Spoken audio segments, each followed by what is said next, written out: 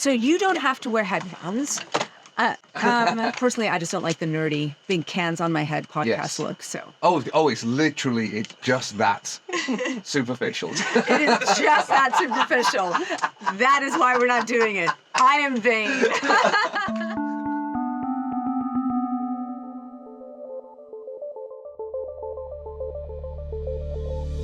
Hello. It is a pleasure to have you. It's a pleasure to be here. Thank you for having me. You just walked through the halls of the New York Times. This is your first time here, right? It is my first time in this building. Yes, I saw the red staircase, and that really is the main thing, isn't it? That you think of when you walk through this building. It's empty right now, though. We're here quite early. We are so here it's quite less early. bustling than you would want a cartoon newsroom to be.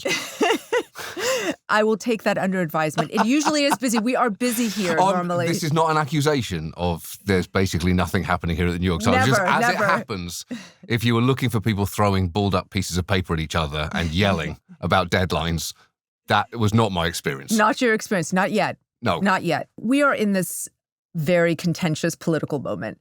And one of the things that I noticed was that you have said you've never wanted to cover a debate on your show. Yes. Is that still true, even though President Biden had this unbelievable debate in June that caused the race to upend itself, and the most recent debate with Kamala Harris and Trump, I mean, they've been pretty consequential. Yes, I guess the Biden-Trump debate was pretty consequential because Biden isn't the nominee anymore, so it'd be hard to push back on that. I guess it's very hard to say how consequential it is in real time, isn't it? That's the problem. It can feel very consequential, but you just don't know.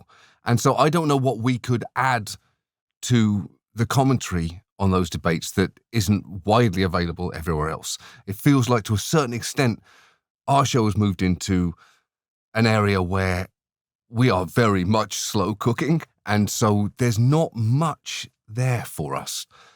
Also, those debates tend to be pretty uninspiring to me. As a form of entertainment, you could definitely be entertained by what happened. But, what they actually mean, I don't know yet. Right. And however much better it felt to watch it, it is pretty depressing that it's this close. That's, I guess, my aftertaste from it. That it's still this close when everyone can see what you can see in that debate.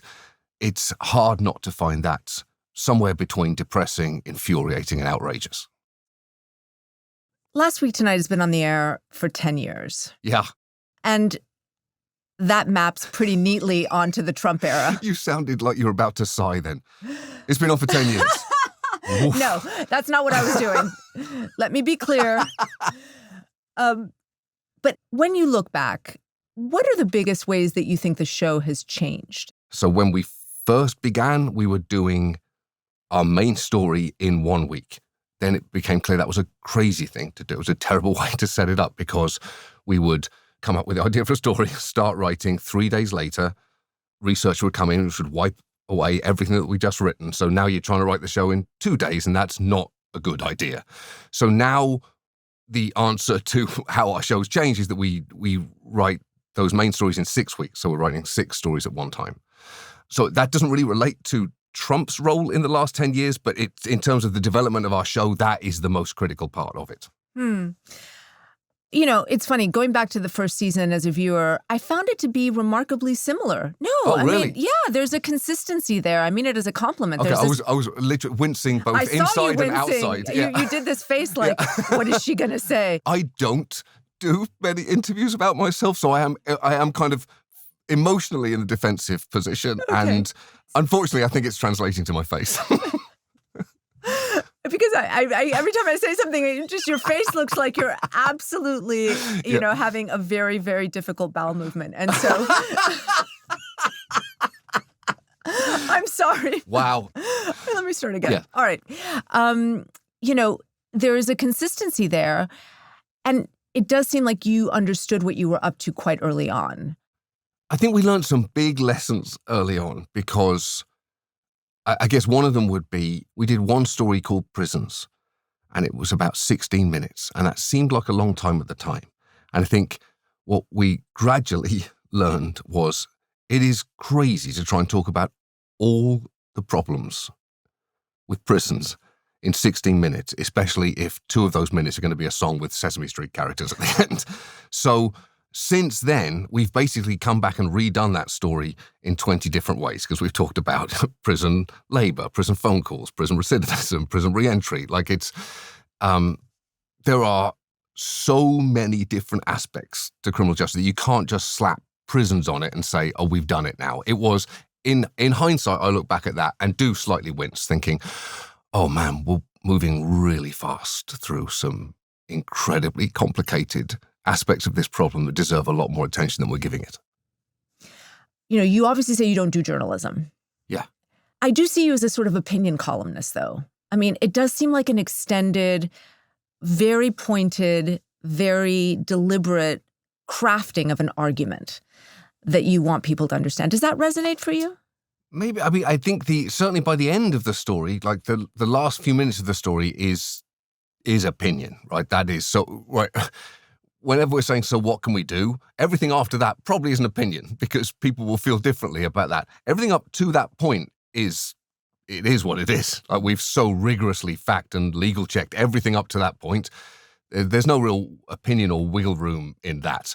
Well, I mean, opinion columnists also get fact checked. Mm-hmm. I guess what I'm getting at, though, is not that facts are mutable, but you can choose the kinds of arguments that one puts forward, right? And so you're crafting a narrative about certain issues. I guess centrally we work really hard to make sure that we do incredibly rigorous fact-checking, both because we want it to be right and, if we're talking about companies, just basic self-preservation, right? You don't want...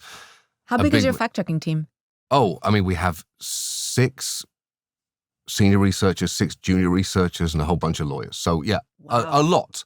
So, yeah, it's very, very important to us. I guess that's why I'm instinctively pushing back a little bit on this is... I'm not saying you said it like this, but this is just opinion. That's of course you're right that how we feel about a story is probably present in terms of how we research it, but I really can't stress enough how much work goes into making sure that we are totally right on the facts. Like, if you're going to work this hard, we're going to put our researchers through this. We're going to, for 6 weeks, looking at sometimes incredibly dour stories. If you're going to ask writers to write jokes with sometimes incredibly bleak material, you want to make sure that stands up to scrutiny. That would be too depressing to make mistakes there. Talk to me about the process. Who comes up with the ideas? Everybody can pitch stories. That's everyone on staff can pitch stories in our email channel, and then we'll give it to a researcher to say, is there something here? Like, has this story shifted in any way? Is now a good time to tell this story? They'll go away for 2 or 3 days, come back with a broad answer on that. If we feel like it's worth going forward, we'll add a footage producer to that story to check whether there's any footage to go with it, whether there's something that we can show to tell the story. And then they will write packets over the next couple of weeks. There'll be like a 400-page footage packet, normally a 100-page research packet. The writers will have been following along with some of those meetings. Then they will take those packets away for a week, write outlines, jokeless outlines. Then we will combine those outlines. Then we will send them away to write a draft. That'll be another week. Then it'll be the production week. And is it you that's deciding the topics? Myself and Tim Carvell. We run the show together. Tim was at The Daily Show with me. Yeah. And what are the ones that appeal to you the most? That's a good question. I guess, what was there? God, I'm blanking. There was a story that we did recently that had Tim and I bouncing in our chairs a little bit and walking away Hospice from it. care, Hawaii, RFK. Why are you going to hit me with hospice care? I don't know. Hospice care was interesting, but I don't know that it was that. I don't know. I guess in general it'll be ones that feel really challenging, that it feels like we can bring something to with, directing this machine that we built, directing them at a complicated, perhaps superficially unappealing story and getting something palatable and fun out of it. Either that, or I guess the really honest answer is something very, very dumb. So you have these heavy subjects, and the two ways that I see in your show that you use comedy is either taking something that has absolutely nothing to do with the subject at hand and just putting in something completely absurd to lighten it, to give it levity, to just have it be a kind of mood breaker. Yes. Or using things that are very much to do with the issue at hand, but are funny in and of themselves because people have said absurd things or they've done things that are just kind of crazy. Is that the kind of stuff that you're looking for, the material that you're looking for after you've done the bones of, this kind of big endeavor? You mean once we've got the outlines of the story itself? Yes, definitely. That is the challenge for the writers. And it's a really hard challenge, but it's a really satisfying one as well. And we try our best to put the writers in a position where they can succeed. But I think we've got better at that over the years. In the past, we would sometimes be handing them stuff that is so dry and so bleak, they justifiably would be sitting there going, what do you want me to do with this? Like, this is a horrendous episode of like a comedic Chopped. I can't give you a cake out of these ingredients. So now we try and like troubleshoot that on the way in so that they have stuff which is enough stuff which is light and funny enough that they can attack the material more directly so that you vary the jokes. When it comes to pacing out the clips of the show, that is something that we look at constantly, but I guess the first time that we really reckon with it is when we get the writers' outlines and we combine them, because then we're literally putting the story up on flashcards so that you can see it. And this is going to sound ridiculous, but we literally have like a blue star sticker that we stick on a clip that's really sad, and red stars on ones that are very funny. And so you want to make sure that you, in terms of a blue star, really sad clip, you don't want many of those, because those are really hard to write any joke off without it feeling incredibly glib. What you want is as many red star clips as you can. That's the challenge for the footage producers. So it's a hugely collaborative process. And at its best, it should be better than the sum of all of our parts. And how much does your view of the topic change over the course of the story? I mean, does the process confirm, strengthen, your thinking, or does it challenge it? Oh, it can definitely shift it. You can go, I guess one of the slightly dispiriting patterns you can find in researching these stories is some of the data that is most commonly passed around by activists can collapse. There is some real, as I'm sure you know, garbage data passed around where it feels like, well, you've inflated this by 15% and it really did not need to be. There's a perfectly usable stat that's slightly less than what you're saying, which you can actually stand on, rather than this one, which is just nothing. That can be pretty annoying when foundational stats collapse under relatively minor scrutiny. But things are generally, with some of these systemic problems, worse than you thought when you start looking at them. It's relatively common that at some point in the story process that we've just talked about, I'll walk into Tim Carvell's office and we'll look at each other after we've just learnt a certain part of a story and say, burn it down. Burn everything down to the ground. You feel rage. Yeah, because things are so much worse than you thought they were and you thought they were pretty bad.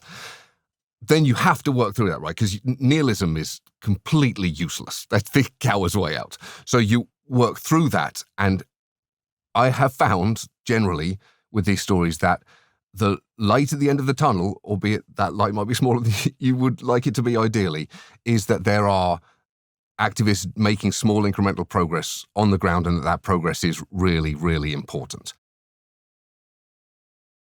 How do you not give in to the nihilism? Because you delve into these very disturbing, bleak, some would say almost dystopian topics.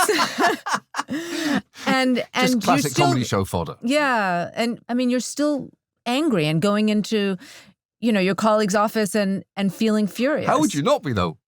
I don't unless you're a know. sociopath. Yeah, I don't know how you wouldn't be.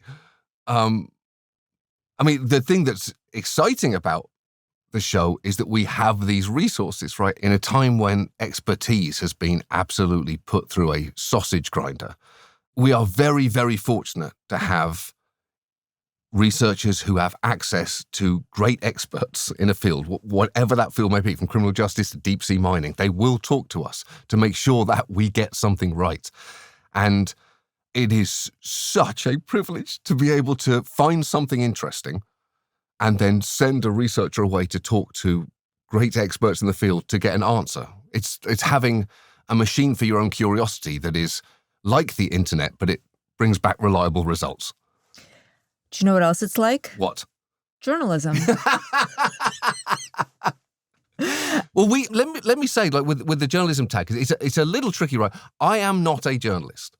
I did not train as a journalist. We do have journalists working for our show. A lot of them. I'm glad someone's hiring journalists. Unfortunately, it might just be us. So, yes, I am not a journalist, but they are, for sure. But don't you think like saying that you're not a journalist or not acting as a journalist allows you to elide some of the accountability of journalism, right? That's interesting. I really hope that we don't elide that responsibility. I both don't think I'm a journalist because I really think I am not. I could send my researchers away for 6 weeks and I think they'll come back saying, yeah, you're not.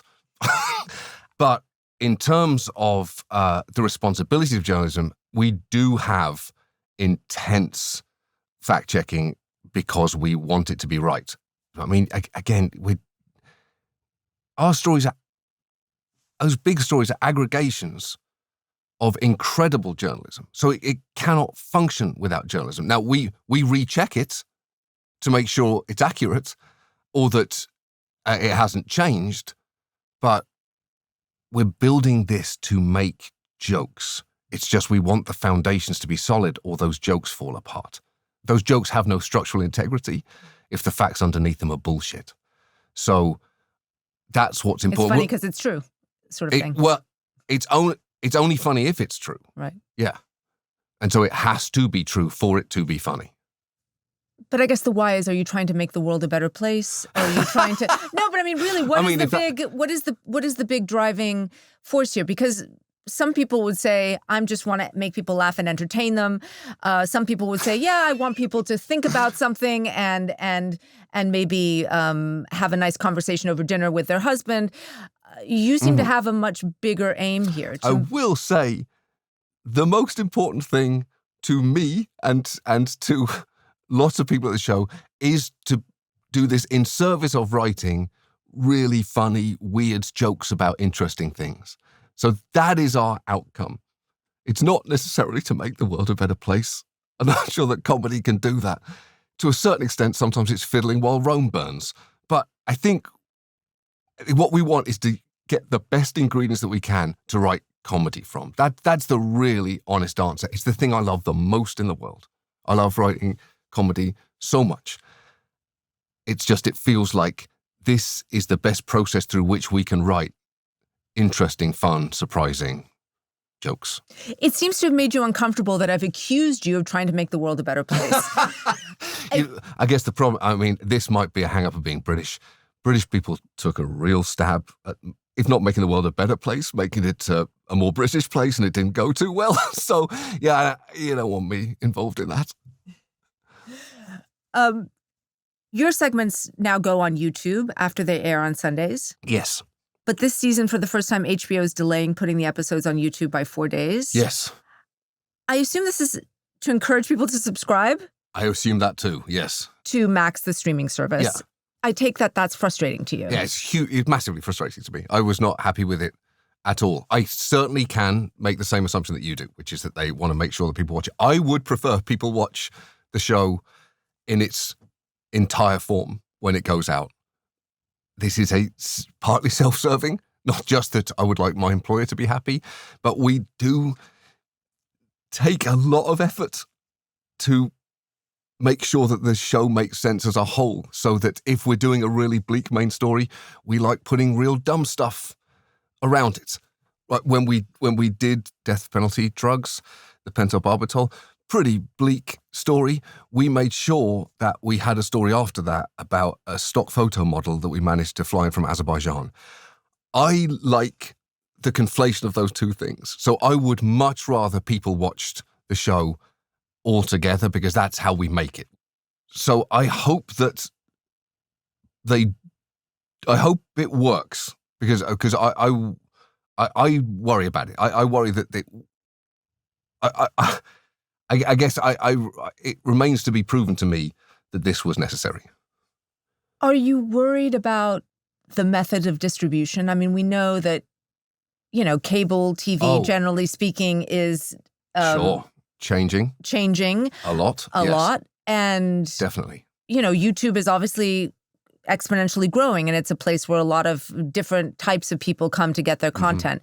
So you want everyone to see it in its full entirety, but is it also that it reaches just a different type of person? Yeah, I think that's what I was. What I love about having the show on YouTube at all, the A story, is that we can reach beyond HBO subscribers. I think that feels really important to me. I think it's a good advert for HBO. I think it reflected really well on them and still does, the fact that they released this main story. I really, really appreciate the fact that they do that. I would rather they did it straight after the show that we've always done it, but I'm very grateful that they are willing to still do it at all, because I do think it's a good advert, not just for our show, but for the network. Because we are very lucky to have a big staff, right? That staff costs money. And so we're lucky to have an employer that will pay the costs of our show, which is small by their standards, by Dragon standards, but, not insignificant. I mean, do you see your show in the same format that it is, in the same way that it is 10 years from now? I mean, I hope so, if I'm still alive. You look healthy. Let me just say. I'm going to have that statement sent through this building's fact checkers, and I don't think either of us are going to like the answer that comes back. You look healthy. You have to add some qualifying language to that for a 47-year-old man with 2 children who's been through a pandemic recently and a stressful job. Albeit that stressful job isn't that stressful by general standards. I have no idea what the future is of television or of late night. There will be a future, but I don't know what it's going to look like yet. And I have an active interest for sure in knowing the answer to that. Last Week Tonight was renewed for another 3 seasons last year. Yes. Meaning it will be on the air till at least 2026. Yes. What? Oh boy. Would make you feel... Oh boy, I didn't like the way you said the word "what" there. What oh my God. do you think you're doing? What do you have planned over the next 5 years? Because I'd take any dream trips right now.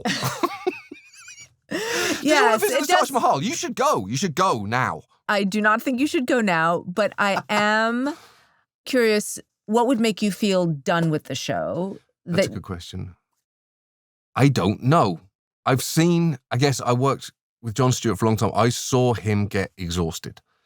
So I know what that looks like.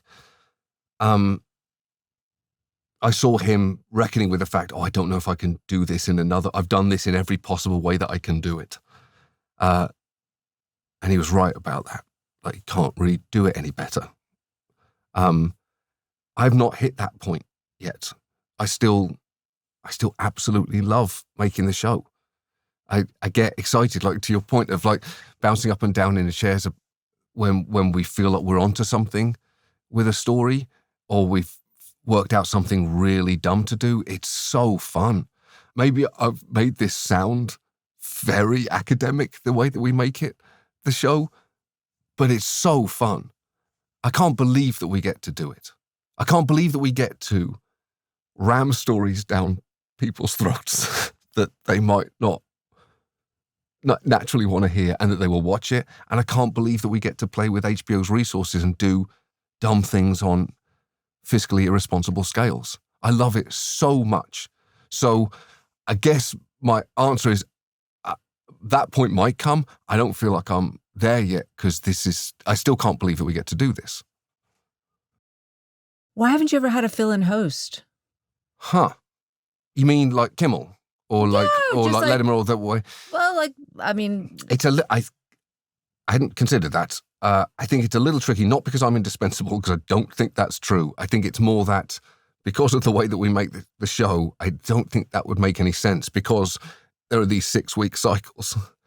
So you would need someone, if I'm talking myself out of a job here, but you'd need someone to come in for one of those cycles, and that's a lot to ask of them.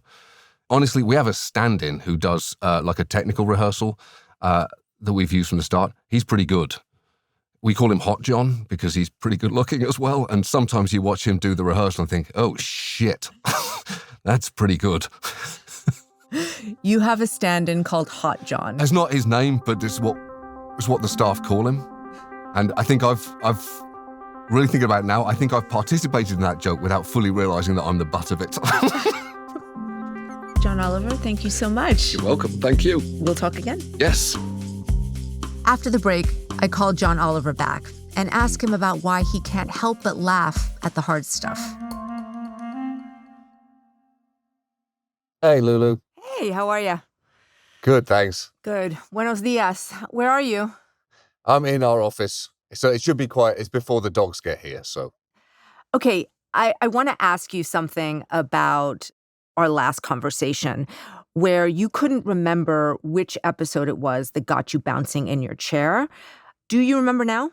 Oh, I had, yes, before then, I would say the thing that has been most rattling around my head since we talked is that I know that we spent a long time talking about the label of journalism, and I didn't want you to feel like I was dodging it there. I guess just to be completely clear, we really don't elide the responsibility of that term. The accuracy of our show is so important to us. We go to lengths that I think many would find absurd from the outside in terms of accuracy.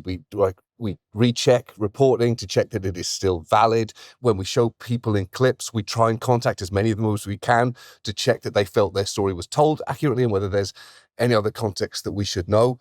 We do so much, and the responsibility of that label is really important. It just doesn't apply to me.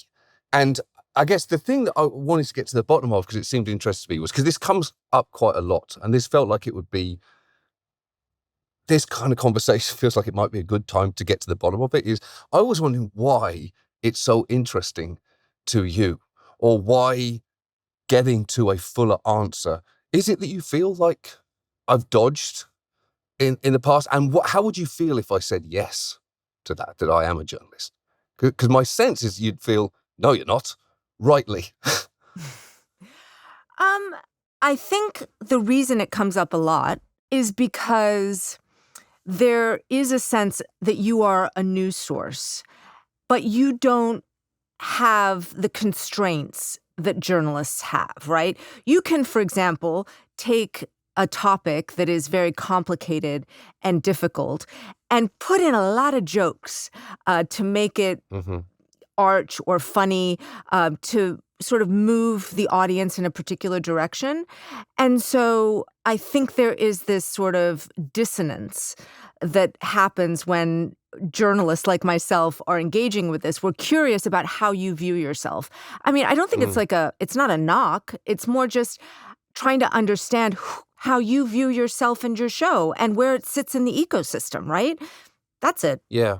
Yeah, and I guess that is where much of the show would be, I guess to that first comparison you made, would be more editorial, right? It's just that I guess when I recoiled at being described as an op-ed was not wanting the worst version of that to be applied to this show, not just someone deciding, I'm going to say my opinion, because it is not just that. To get back to a point that I wanted to make, because I think this is useful to the discussion that we've been having, is do you remember which episode it was that got you bouncing in your chair? I do, and it was an episode recently because I remember the literal bounce, and we were working on an episode about the West Bank, and I think what I was so excited about was the challenges that were ahead of us and the material that we were gathering and the opportunity that we had, and it really felt to me in working on that story, it felt like, oh, this is the point of having a show where you can talk about whatever you want to talk about. This is kind of using that incredible opportunity to do something hard. I found this episode fascinating. I was in Jerusalem as a reporter for many, many years. This stuff is really hard. Yeah. That episode talks about the Israeli settlements. Mm-hmm. And you really tried to parse what is very complicated and very nuanced, and you packed a lot in. So what was the reception after it went out? I'm sure some people liked it, some people loved it, and some people hated it. Do you pay attention to that? I like paying a little bit of attention in the wake of our stories, especially regarding how experts respond to it in stories in general. I know that people aren't always going to agree with the conclusions that we land on, but I do want experts to think that the information that we presented is accurate. It raises this question for me about something you said when we first talked. Basically, that you ultimately see the show and the stories you focus on as a vehicle to write jokes. Yeah. And I can see that logic when you're doing a piece about corn or UFOs, for example. Both very funny. And you don't see the logic applying to something that's more complicated. You don't do a half an hour about one of the most contentious issues in the world because it's comedy gold. Do you? Oh, I mean, that's an interesting perspective. I guess comedy is the way I handle the world. So it's the darkest moments of my life. I still find myself compelled to try and make jokes, either to take the weight off some of what's happening or to sometimes to feel what's happening a bit more. I find people employing comedy at moments of tragedy incredibly meaningful. I know some might find it glib or offensive. To me, it is the absolute opposite of that when done well. I still think one of the best moments in late night comedy over the last decade was Jimmy Kimmel talking about his son Billy's heart surgery. It was incredibly generous to be so emotionally honest and raw. It was incredibly brave to be that honest, knowing that people were going to ask him how his son was every day for the rest of his life after that. And this is the most important thing to me, it was really funny. And the fact that he was telling jokes while choking through tears was the thing that really, really meant something to me. It was more sincere because he was communicating through jokes. Explain that to me. It was more sincere because he was communicating through jokes. I love comedy so much. It is, like I say, it's my favorite thing just in general in the world. So I do not see a distinction between how could you joke about this. For me, it's more like, how could you not? How could you not tell jokes about a situation that is absolutely absurd? Darkly absurd, but absurd. Does that make sense? And that would apply to the West Bank too. Do you think it also gives, I'm thinking of Jimmy Kimmel in particular, do you think it also gives people access to very uncomfortable emotions? Probably. And for me, look, I'm British, right? So my ability to deal with my emotions is and has been limited at best. The very fact that I'm telling you, I find it better to laugh at things rather than, feel them sincerely as a human being says something. What I found so meaningful about Jimmy's thing was I had our first child's pregnancy was really difficult, and I couldn't talk about it in general. I certainly could not do anything as generous as deciding to talk about it publicly so that the people who had also experienced situations like that could feel that their experiences were being reflected back at them. I didn't have the emotional ability or even the comedic ability to do that. So that's why I was so in awe of what he was doing in the crucible of that pain. It's absolutely incredible as a comedian, what he managed to do. And yet for me, the fact I was laughing along with the lump in my throat made it way more impactful for me. Has being a parent exacerbated that burn it down feeling that you mentioned about some of the ways the world is messed up, or the opposite? I do remember after the Brexit vote happened, looking at my baby son and thinking, oh, this is sad. Your horizons have slightly contracted, because he would have been able to have a British passport, which would have been an EU passport, meaning that he could live or work anywhere in the EU, which for young people in Britain was a massively consequential thing to have access to. My little sister left college, went straight to France, started washing dishes in a bakery, ended up learning to bake. Now she's a pastry chef. Like the ability to move, having those borders opened, massively consequential. And so I will say there was a selfish side of me watching that vote, looking down at him and thinking, oh, your world got smaller. That's very sad.